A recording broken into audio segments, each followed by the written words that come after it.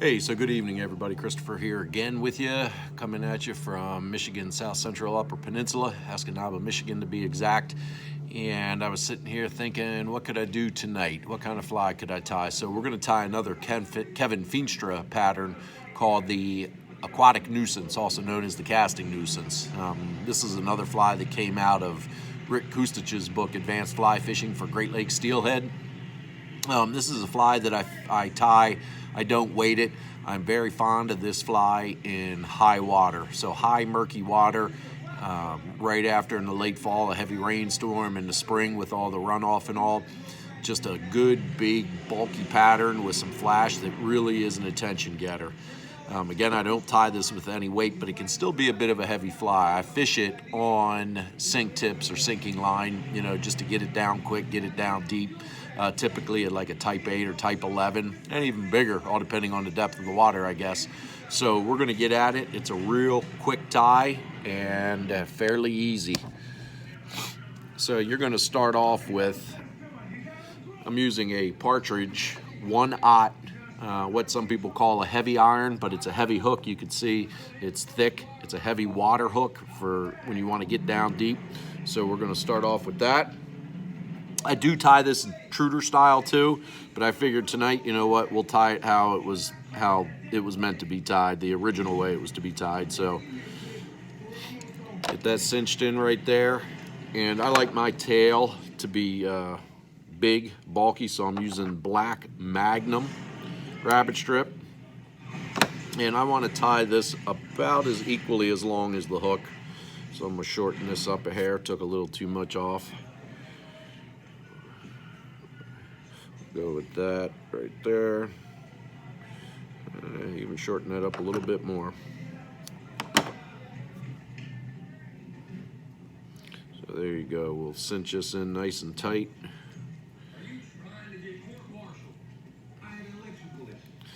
The thread we're using is black Vivas gel spun. Again, I talk about this stuff often. As you can see, black Vivas gel spun. You can just really cinch down with this thing. So you got your black tail on there and you've got it tied in nice and tight. We're going to wind a schlappen through the body, and to stay within the winter color profile, I like blacks, blues, purples, colors of that nature. So I'm going to pull this out and we're going to wind this through the body, as I said. So we'll tie this in nice and tight.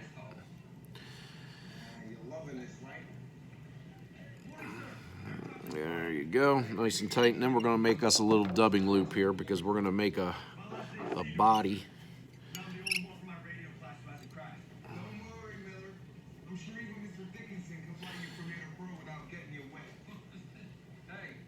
So we'll tie that in nice like that. And then for a body, we're going to use Senyo's Laser Dub in black. And again, it's got a little bit of purple in it. So staying with that color theme of blacks, blues, and purples. That'll make a real nice body for us. Put a little bit of dub wax on there. Again, that Wapsi stuff, real tacky, real sticky. I'm going to pull this apart just a little bit. Here, and then we're going to slide this in and get it to separate. Okay, so put this in like so. Pull this in nice and tight, and there you go. We'll give us a quick spin. Boop, like so, like so, like so. And we're going to wrap this through here.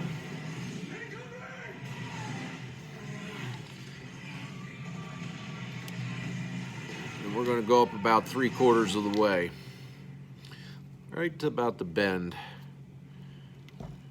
right about there. Okay, and we're going to tie this in nice and tight. Boom, like that, like that, like that. We're going to trim this little excess off of here. We'll pull back on that. Now, just trim this off here. we're going to wrap this thing in here and create us a nice profile here.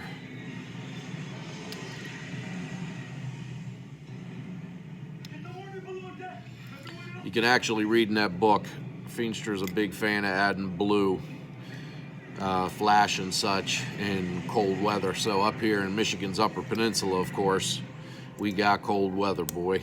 Ooh, that one got away from me. I can salvage it. There we go.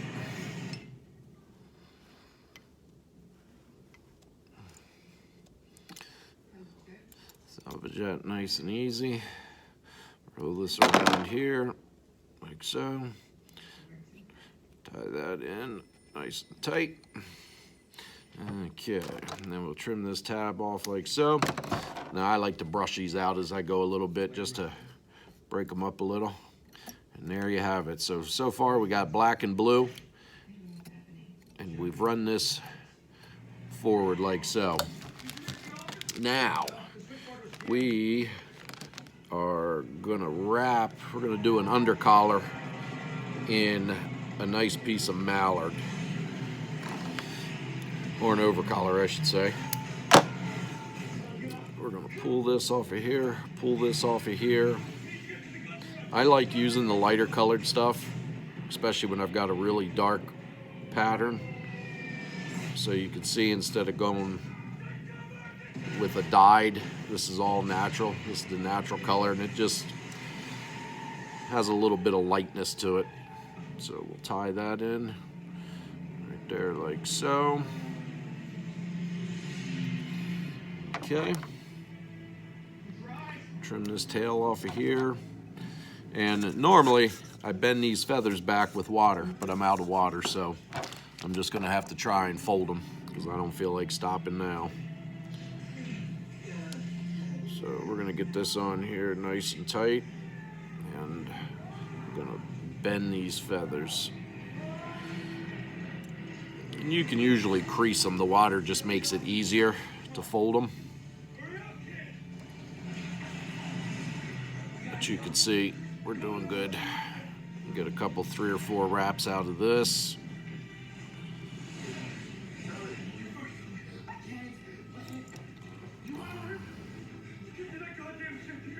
There you go. That turned out nice.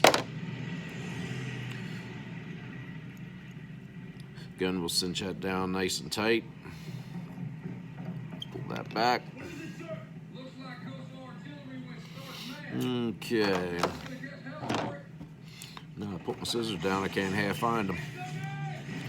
Okay, so we're going to trim that off there like so.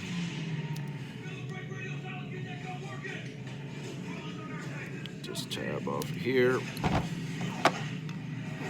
Okay, so there's what we got so far now. Okay, so again, I'm going to cinch this down nice and tight.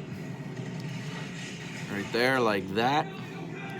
And time for the flash. This fly has a fair amount of flash. So I'm going to start off with this grape soda. It's got blues, purples, silvers. And I'm going to take off probably about 10 or 12 strands of this.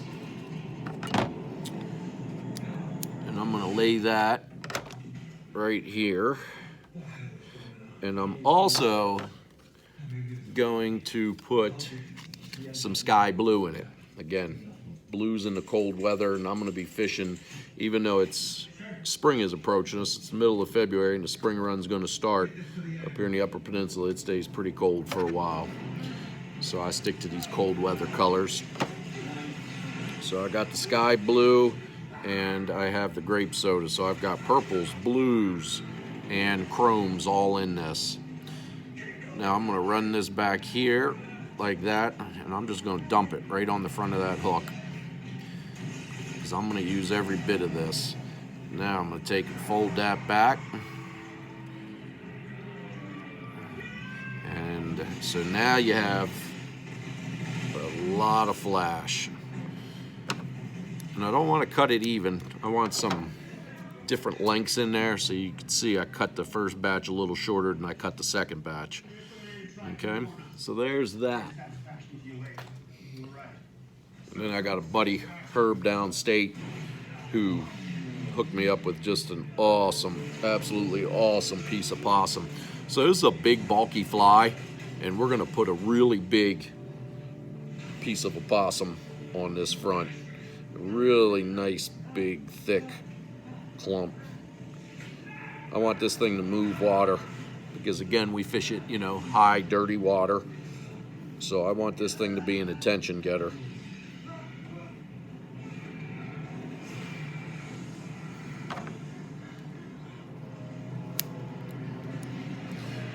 So now we got this nice piece of possum here.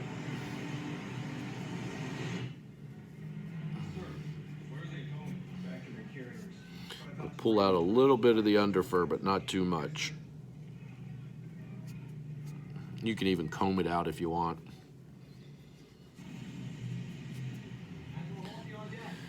Okay, and we're just going to slide that right on that front, just like that. Okay. We're going to cinch this down. Now this is where this gel spun also comes into play, because there's a big head. So you can see there's the front part, big, bulky, and we're going to take this and we're just going to push this back just like this here. Okay.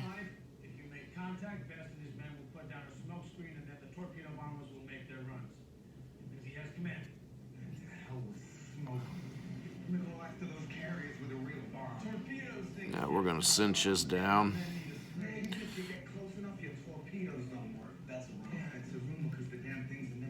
And I'll put a thing of head cement on it in the end here, but I do a real tight head on this thing.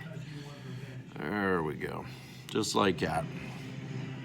Get us a whip finish here. Put a couple spins on it. And away we go. And that's it.